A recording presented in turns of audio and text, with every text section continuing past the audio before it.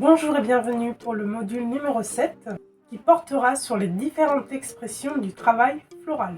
Il y a l'expression floue, l'expression fluide, l'expression graphique, l'expression décorative par masse, l'expression structurée, l'expression néo-décorative et la 7e, l'expression parallèle. Voyons en détail ces expressions. Commençons par l'expression floue. L'expression floue se caractérise par le choix de végétaux très souples, très aérés. Ils sont aussi fins et souvent très vaporeux. Ils donnent des bouquets ou des compositions pures très légères, qui est l'inverse de l'expression structurée.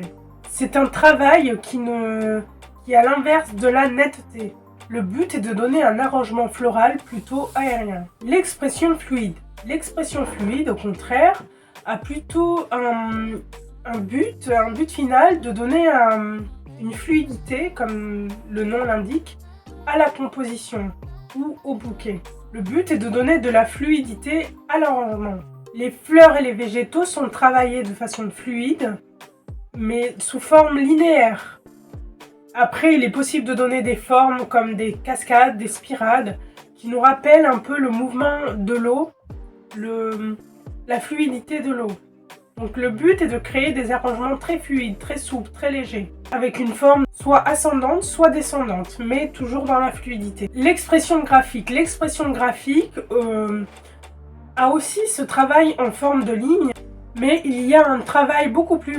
Généralement, c'est un travail qui est beaucoup plus moderne et qui permet comme ça de souligner le côté linéaire. C'est un travail qui est linéaire et contemporain. Vous pourrez le voir sur les exemples que je vous ai mis sous cette vidéo dans le cours à télécharger. Il y a ensuite l'expression décorative par masse. Ce style applique les règles du décoratif qui ont été vues dans les leçons précédentes, sauf que tout est travaillé en règle d'or, par masse. C'est-à-dire que les végétaux et les accessoires sont regroupés ensemble dans différentes masses, et sont regroupés aussi par variété et aussi par couleur. C'est un travail qui est assez serré. Le travail doit être rigoureux et maîtrisé.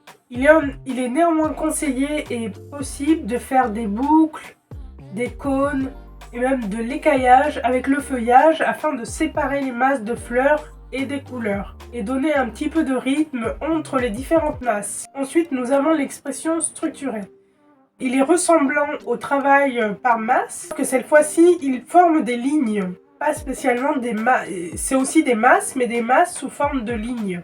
Le travail doit rester dans la forme, à l'inverse du travail en expression floue. Il y a une alternance des textures entre calme et nerveux. Il est possible de rajouter des matériaux qui sont en opposition, tels que le verre et le tissu par exemple, ou alors d'autres matériaux, le bois et le galet. Mais aussi avoir un contraste entre des éléments très brillants et d'autres éléments beaucoup plus mat. Voilà, donc il y a plus de possibilités avec le travail structuré. Ensuite, il y a l'expression néo-décorative. Le néo-décoratif ressemble au structuré, mais vont être travaillés de façon stricte, mais surtout séparés avec des cheminements de feuillage.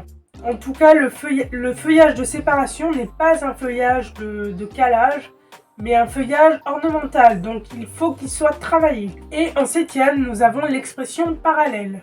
Comme il porte bien son nom, tout est travaillé en parallèle, que ce soit à la verticale, à l'horizontale. L'expression parallèle, tout est travaillé en parallèle.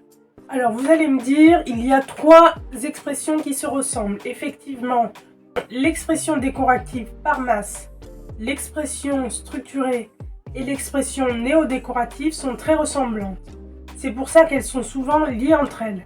Mais la différenciation, c'est que le néo-décoratif demande un cheminement de feuillage très travaillé, et tout se travaille par masse. L'expression structurée, au contraire, il y a toujours ce travail par masse, mais le cheminement ne se fait qu'avec des lignes de feuillage travaillées. Et l'expression décorative par masse reprend un petit peu le néo-décoratif et le structuré. Je pense que nous avons fini pour la théorie. Passons maintenant à la pratique dans le module suivant, le module numéro 8. où vous aurez le détail des différentes techniques de base. Je vous dis à tout de suite pour découvrir cela. À tout de suite!